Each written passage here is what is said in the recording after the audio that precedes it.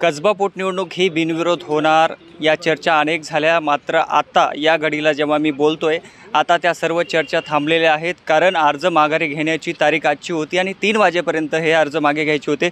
मात्र आता सर्व ह्या शक्यतेला पूर्णविराम भेटलेला आहे. माझ्यासोबत महाविकास आघाडीचे उमेदवार रवींद्र धंगेकर साहेब आहेत. सर्व अडथळे दूर झालेले आहेत. कोणी कोणी तुम्हाला पाठिंबा दिला आणि कोणी कोणी अर्ज माघारी घेतले? आज आता अर्ज माघारी घेण्याची या ठिकाणी वेळ संपलेली, एक 10 मिनिटातच कळतील कोण कोण माघार घेतली. त्याच्यामध्ये संभाजी ब्रिगेडने एक माघार घेतली, आम आदमी पार्टीने बी माघार घेतली.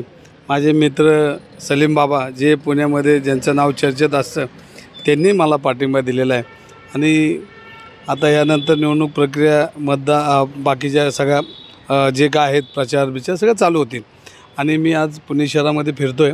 अनेक विधानसभेमध्ये मला नागरिकांनी पाठिंबा दिलेला आहे आणि त्या पाठिंब्यावरून ते असं दिसतं आहे की माझा विजय निश्चित आहे. का आपल्या पक्षाचे बाळासाहेब दाभेकर यांनी उमेदवारी अर्ज भरला होता, मात्र काल त्यांनी ते काढून घेतला. त्यांच्याशी भेट घेतली का तुमची? तुम्ही त्यांना थेट राहुल गांधी यांचा फोन आला होता? बाळासाहेब दाभेकर हे गेली 40 वर्ष काँग्रेस पक्षाचे कार्यकर्ते आहेत आणि सदाशिव, नारायणपेठ, शनिवारपेठ ह्या भागामध्ये त्यांनी उत्तम काम केलं आहे. परंतु निवडणुकीमध्ये अनेक कार्यकर्ते असतात, ते तिकीट मागतात. त्यावेळेला त्यांना उमेदवारी मिळली नाही. पण भविष्यात पक्ष त्यांचा विचार करून आम्ही आमच्या हातनं काही चुका झाल्या असेल त्याही भरपाई आम्ही भविष्यात राजकारणात करू शकतो. कारण राजकारणात ह्या स्पर्धा असतात, त्या स्पर्धेमध्ये मागं पुढं होतं. पण बाळासाहेब दाभेकरांना बी काँग्रेस पक्षात मोठा न्याय मिळेल. ही पोटनिवडणूक ही बिनविरोध व्हावी असं अनेकांना वाटत होतं, मात्र ही आपण उमेदवारी अर्ज भरला आणि ही पोटनिवडणूक बिनविरोध होत नाही आहे, निवडणूक होते आहे, याचं दुःख वाटतंय?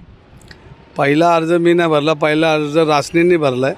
जर शैलेश टिळकांना जर तिकीट दिलं असतं तर पक्षाने आम्ही विचार केला असता. पण पहिला अर्ज त्यांनी भरला आणि त्यांना नाव बी घोषित नाही केलं, त्यामुळे प्रश्नच येत नाही. रासनेंच्या आव्हानाकडे कसं बघता? रासनेंचं आव्हान मला काय वाटत नाही, कारण मी पुणे शहरामध्ये विधानसभेमध्ये सातत्याने लोकांमध्ये असतो आणि पक्षविरहित समाजाच्या सर्व भिंती तोडून मी काम करत असतो. त्यामध्ये मी कधी कुठला समाज, कुठल्या जातीचा, कुठल्या धर्माचा हा माझ्या ऑफिसमध्ये विषय चालत नाही. येणारा प्रत्येक नागरिक हा मला परमेश्वरासमान आहे आणि त्याची सेवा करणं हे माझं कर्तव्य आहे, हे माझं वाक्यच आहे. त्यामुळे 30 वर्षामध्ये मला अनेक लोक भेटलीत आणि आज मी प्रचारात फिरत असतो. सर्वसामान्य माणूस तो वरपर्यंत सगळे जे मला भेटता म्हणतात की आम्ही तुझ्या पाठीशी, आणि हा पाठिंबा थोड्या दिवसात अजून वाढलेला दिसेल आणि तुमच्याही लक्षात येईल. आता या आमदारकीचा जर तुम्ही निवडून आलात तर कार्यकाळ छोटा असणार आहे.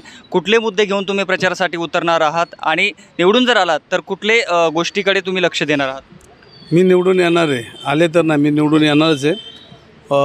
कसबा विधानसभेमध्ये कैलासवासी मुक्ताताई टिळक त्यांच्या 3 वर्षाच्या कार्यकाळामध्ये त्या आजारी असल्यामुळे बराच विकास थांबला होता आणि गेली 5 वर्ष भारतीय जनता पार्टीची पुणे शहरामध्ये असलेली सत्ता आणि झालेला भ्रष्टाचार याच्यामध्ये पुण्याची तिजोरी लुटण्याचं काम गेली 4 वर्ष माझ्या प्रतिस्पर्धी उमेदवारांनी केलेलं आहे आणि पुणेकरांनी बघितलं आहे.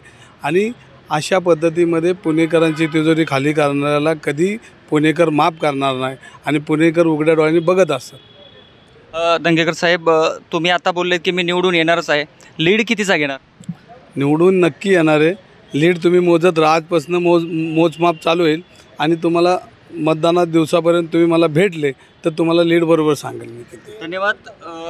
हे होते रवींद्र धंगेकर, महाविकास आघाडीचे उमेदवार आहेत. त्यांनी कॉन्फिडन्सली सांगितलं की मी जिंकणार असं म्हणू नका, तर मी जिंकणारच आहे आणि तुम्ही निवडणूक पार पडल्यानंतर आमचा काय लीड असेल तो लीड तुम्ही मोजा, असा आत्मविश्वास त्यांनी व्यक्त केलेला आहे. Vishnu Sanap, plates of Marathi, Pune.